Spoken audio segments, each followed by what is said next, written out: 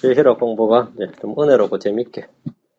계시록 2장 8절에 11절. 오늘 서머나에 있는 교회의 천사에게 같이 읽읍시다. 서머나에 있는 교회의 천사에게 편지하라. 처음이요 마지막이니 곧 전에 죽었다가 지금 살아있는 이가 이것들을 말하노라. 내가 내 행위와 한난과 궁핍을 알며 그러나 내가 부유하도다. 또 스스로 유대인이라나 유대인이 아니요 사탄에 해당인 자들의 신성모독을 아노라. 내가 장차 당할 그것들 가운데 어떤 것도 두려워하지 말라. 보라, 마이가 너희 중에서 몇 사람을 감옥에 던져 넣어 너희를 시험하리니 너희가 열흘 동안 환난을 당하리라. 너는 죽기까지 신실하라. 그리하면 내가 생명의 관을 내게 주리라. 귀에 있는 자는 성령께서 교회들의 말씀하시는 것을 들을지어다. 이기는 자는 둘째 사망해를 입지 아니하리라. 이기는 자는 둘째 사망해를 입지 아니하리라. 아멘. 참 새로운 게 많이 있다.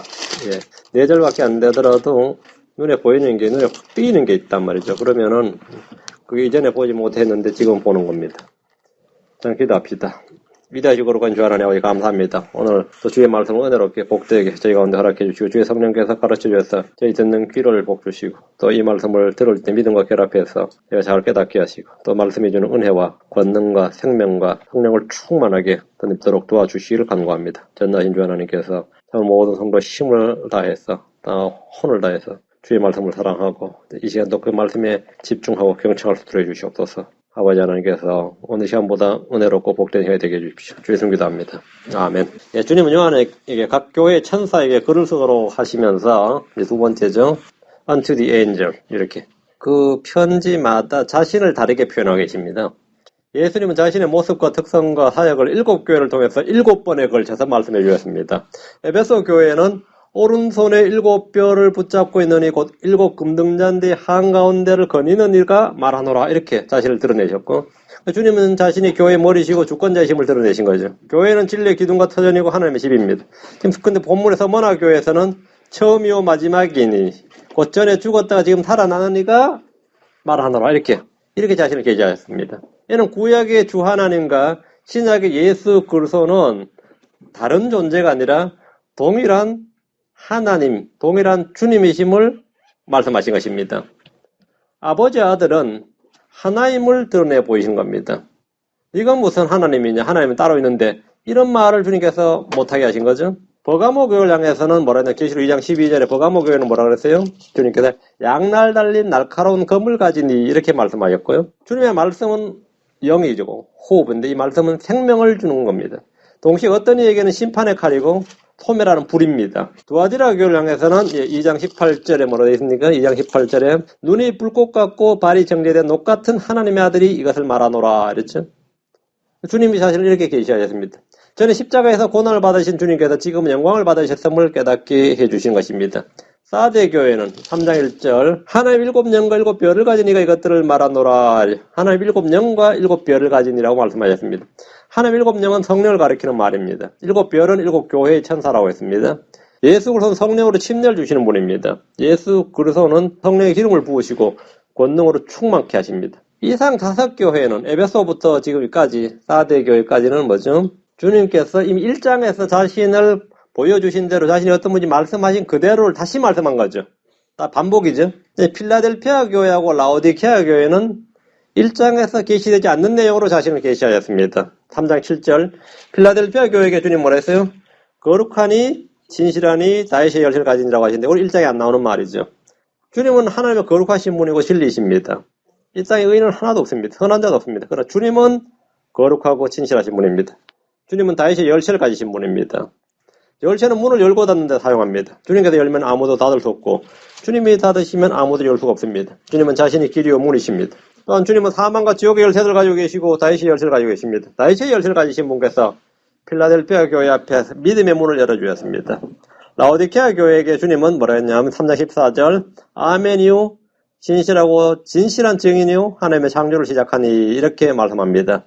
예수님 하나님의 말씀에 단 한 번도 노라고 거절하시거나 불순종하신 적이 없습니다. 예수님은 하나님의 말씀에 항상 아멘이셨습니다. 그래서 그 이름이 아멘이에요. 한번 생각해보고요. 이게 없어요. 하나님의 모든 약속의 말씀은 예수님을 통해 아멘이 되었습니다.